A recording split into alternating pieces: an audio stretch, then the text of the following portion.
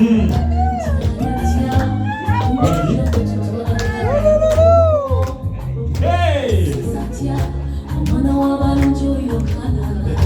Yo yo pa mo mwaka. Nani njagala kusoma? Wani? Wange jo. Oja mupanga nosi.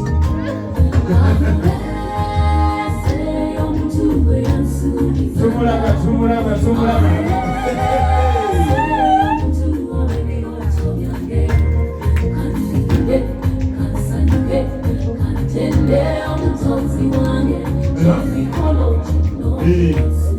Wabali ni kuyagala uruze mikolo gye mingi.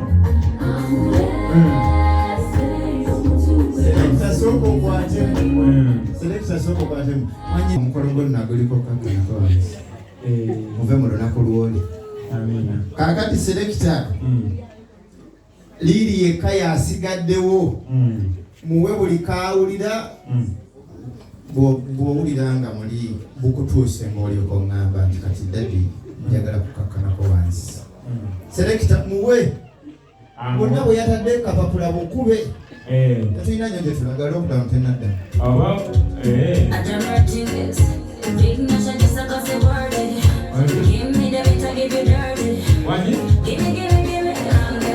Ati mwenye amasimu kano ke kaseera akati msoko tikitoko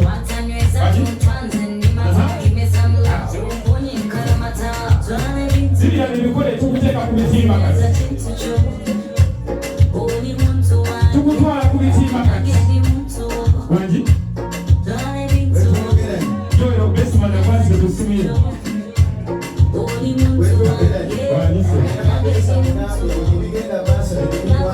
era wangi selekta yongera ko olulala yasabye nyingi lisiti nene wangi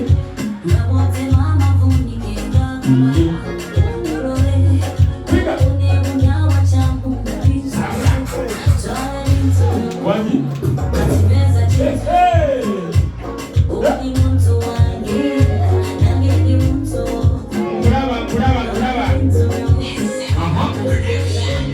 ako kenyini ako wena tetulinda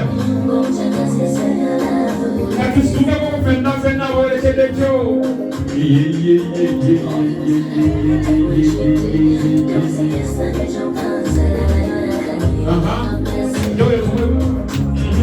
tumulekere n'engalo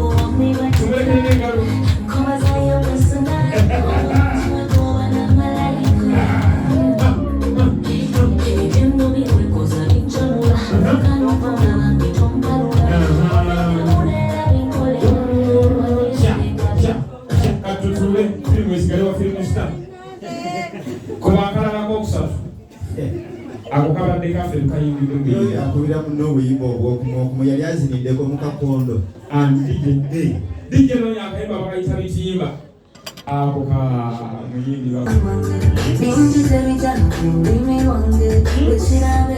wangi mulimba namwe ennuku yaki kasimairo ngale tukalaba yimba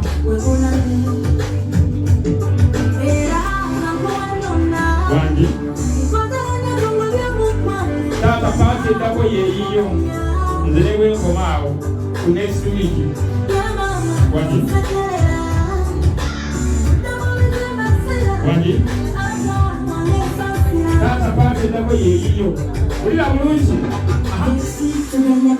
tutuuse komaawo tutuuse next week tutuuse ombejja era ndowoozawo kali kakati bakubireko mu ngalo nga bukakkanako wansi oli muntu wa kitiibwa nnyo olwaleero kakkana mpolampola abo bakube engalo omulaba atuuse ku ttaka nga mbekera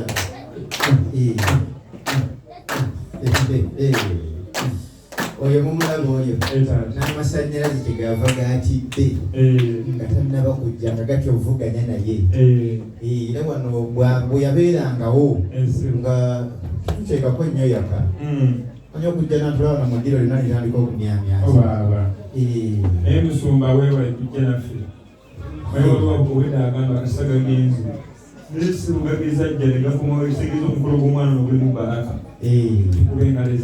Ate mwezine ennaku zino enkuba zeetonyange ina saponsa bw'okola olunaku enkuba neetatonyanga ate olwokugubira ku kisa munene kituufu mese kibeerabidde okujja katonda mulungi tumukubireko mu ngalo katonda bw'abanga mulungi weewaawo agenda kubambuulizaako diri sooka obabuuze bonna banange nawerekedde batwaliremu kale era dde nnyo amakubo tuzze twagala kale era dde batuleese ekigambo ne bwenkibuuka nti oyo mumbejja enjogera ogiwulira omumbejja gw'osanga mu kkubo ng'ayogira akalabuka nga bona omumbejja yeetuuma bwetuume naye oyo mumbejja ate n'ebikolwa bye enjogera byonna bimbejja nze kyova olaba taata walaba bambejja beesa kyawa kitiibwa kati ng'ono omumbejja bweyogeddeko akalabuka omumbejja fulufiga oba yabaaki fulufiga mumbejja mbu abantu tuwandiikira ebbaluwa twetondera abalagira n'abambejja mbu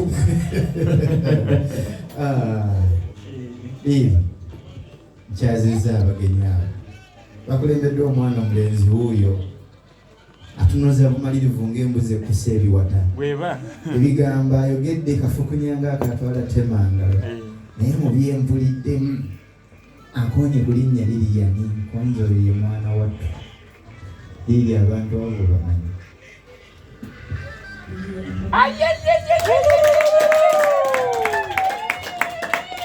akamomenti ako mukakute ketugenda okulinnyirako ennyonyi omumanyi lwaki sijaganyiza lwaki ennaku zino amaaso gamuluma akadagala kayinza batanaba kutonyizaako alwa liri wetegereza bulungi beebo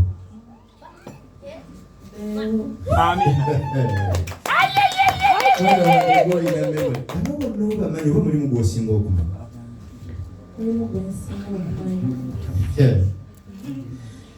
ekyo byakimbejja kitwagala kumufaananya oli omwana gwayogeddeko mulimu gwosinga okumanya kati singa ngamba bano beefunzefunzeemu osobola okumunondera osobola selekita kale taata olaba newaba tazze gyendi nankoola bukoozi jangu nzijja ekyakutuzisa okumpi ndi wano mweteze ojjakakasa nti ekikondo ky'amasanyalaze bwe kibeera tewaaka mukulu kyogamba nze siragika ku buko ekyo sinze nkyogedde okiisinza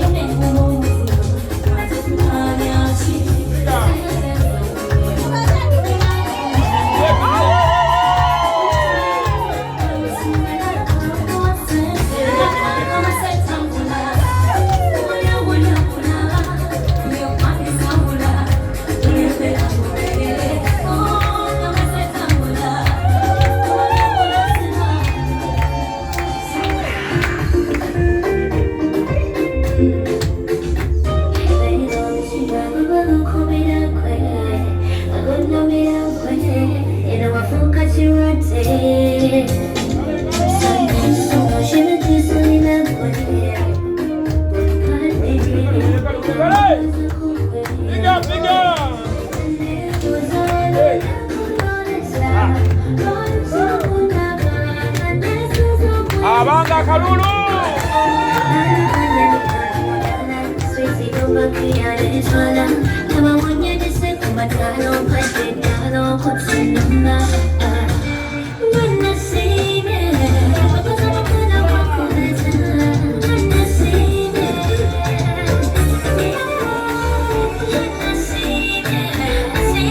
abawagira ntoyo basibala bange banyina ba n'omwana omulenzi tukakkaneko wansi kameramaani tukolenga naye akola kale tulende tunywamu omugaga omusaayi ne tubonaabona okunoonya omusaayi nga n'abasawo bekalakaasa mwanyinanze waali awo taata waaliwo mwanyinaze bigenda maaso mu ggwanga obiraba bulungi wetwogeranye sebo mulungi ajangu nkutumeko ekiwongo kyo kindabikidde bulungi nkwatira wetwogeranye omwana omulenzi asookaddeko ku magulu abiri akadde kano nkawadde buli eyazze okugeya afise obudde atandikire ku kooti bwagivaako agende ku kanzu kyoyojamu amavuni yoyo sooka otuwuubireko abali obuuyi bwe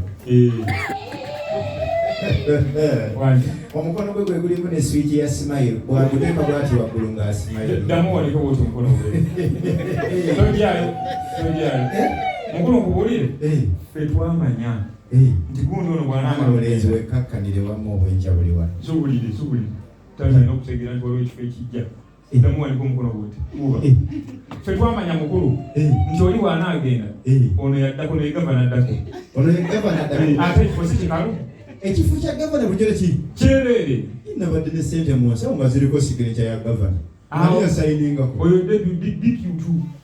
diputu ono yaddako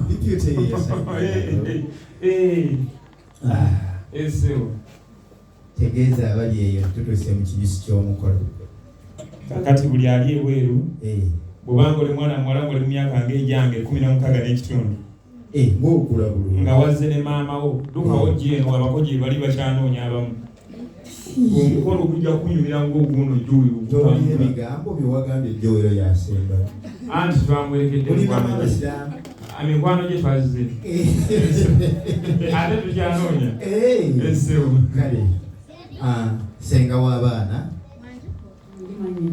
njagala odde obuuyi buno meetwadde obuuyi buli munnange bwe biba zaala kujagala bakumpeera akazinda byala akali okumpi awo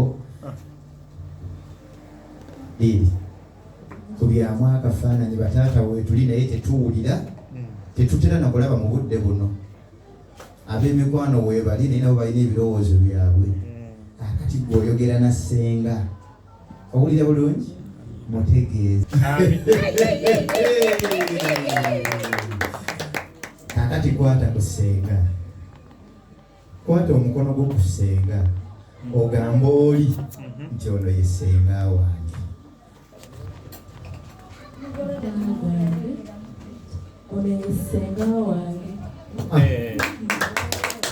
Haleluya. Amen. Haleluya. Amen. Mwanyinanze omulenzi omwetegereza kakati nazzi kuno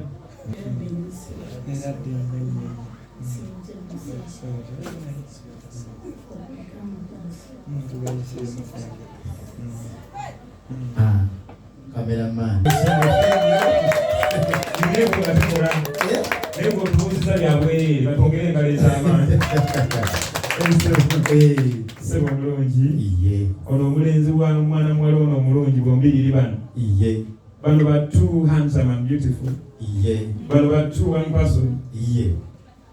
Dear baby, honey, sweetheart. Mpulira. Manya mangi. Kisinzira gwoba oli wadda nnyo nga nze. Kyalawo tomuyita bulungi. Mama Peter oliwa. Bano balaba. Baby, bubu, sheri. Bebano. Ojja binnyonnyola simanyi kye bitegeeza. Kakati sebo. Ono baby Walilian omulungi. Erinnya lye ye Joel Vumya. Mulenzi ono. Sajja muganda wedde emirimu. Era nga muzzukulu wa Ndugwe Katende. Ava mu jjajjaawo omuto. N'ava mu jjajjaawo omutoototo. N'ava mu jjajjaawo omukulu. Amutuusa ku jjajjaawo wa Kasolya Ndugwe Katende. Kakati omulenzi ono era alina ne maama omulungi. Maama yakwata ekitooke ekya Nsowe. N'atuwa omulenzi ono ensigo esanyukira olwaliroza engalo z'obuliri okuva mu bano. Era tambudde nabo. Ono Joel Vumya. Muzzukulu wa Ndugwe Katende Mukiibi. Ava mu maama nga muzzukulu wa Gabunga Essagala bw'aya Busiro.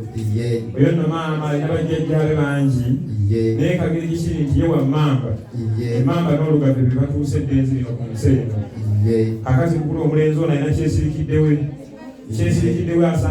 asangibwa mu Kampala ekitundu ekiyitibwa Mutungu e Lubaga akati se mu kyesirikidde omwo mwa Butama ng'amaliriza emirimu gye emirungi egy'ensi eno mulenzi ono tala tojja kumusanga ku busaafi ng'ayinaayina si muyiri bitakola mu kikuubo omanyi abawo mu kikuubo omubuuzi okola mu kitingiriba oyirira mu kikuubo na busaafi ono tayiriba ssebo okuyiriba nagwo mulimu badde sikuwulira abantu bayiriba ssebo tomanyi nti n'amabaati bagayiribye naye ssebo omulungi engazi zanno omuzigo bonna bakayiriba babayodde baliruzira abasinga kakati ssebo ono omulenzi mukozi owa gavumenti civil servant akola n'ekitongole ekyamawulire eky'eggwanga kye bayita Uganda Broadcasting Corporation UBC naye ng'ekyo ekitongole ekiri wansi wa ministry nnene etwalibwa minisita omulungi Dr. Chris bali omunsi akati ekitongole ekyo bayita ICT oba ekyo ekya communication ng'omulenzi ono akola nga producer nno omuzadde kuba teri producer tazanaga akati njagala mukimanyi nti producer ono wa TV ajja kuzaala nkube engalo ez'amaanyi sebo oyo aba atowe nze kigatto ono nze gwasooka okusindika lwakuba amasasi yayo gayitewo kigatto yakolanga kigatto tewabitegedde byabadde ggulu ebyo kigatto byakola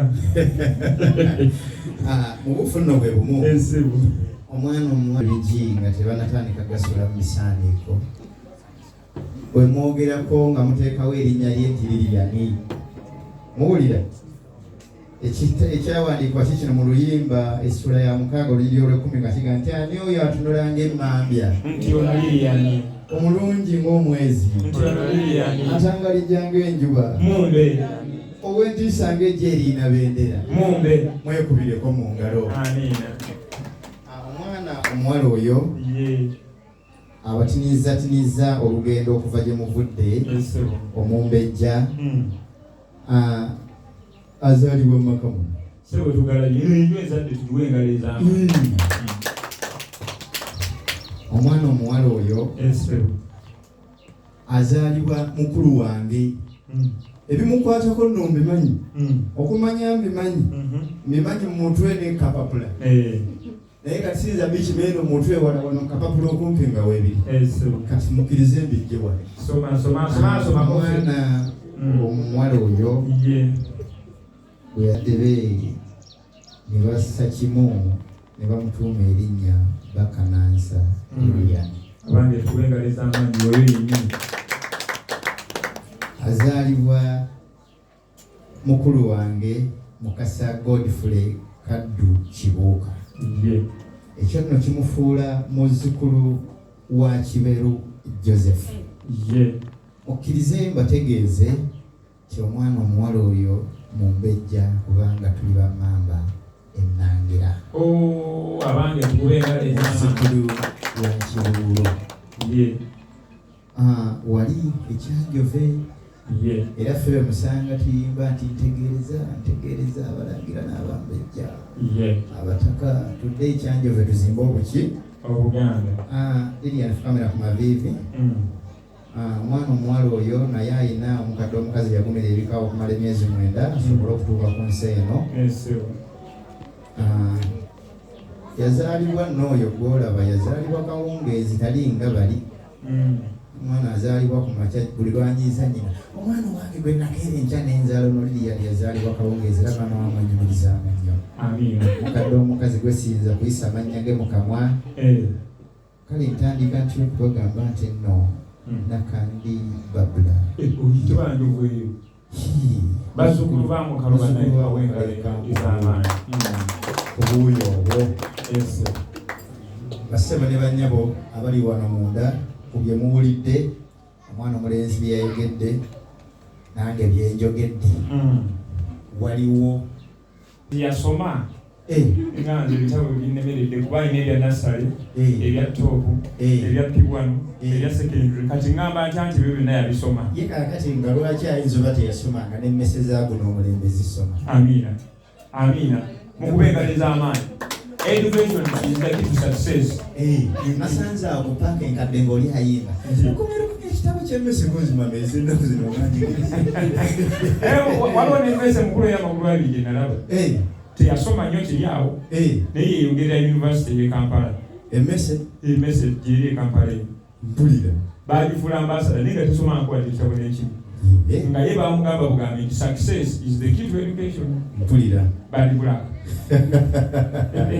Badi Black. Ambassador wa Victoria University. Nakazungu. Naye nga teyasoma ye. Oba oyagala okumanya obuyigirize bwe mugaye ekigambo economy. Agenda okimaliriza ng'otandise okutegeera obuyigirize bwe. Bassebo ne bannyabo. Taata. Mukulu munnange. Waliwo ky'olabye ekitangira omwana omulenzi oli. Anti oli atugambye mukwano gwe. Eby'abaana bwe bwe bitandika. Waliwo ekibatangira okugenda mu maaso n'olugendo lw'obufumu.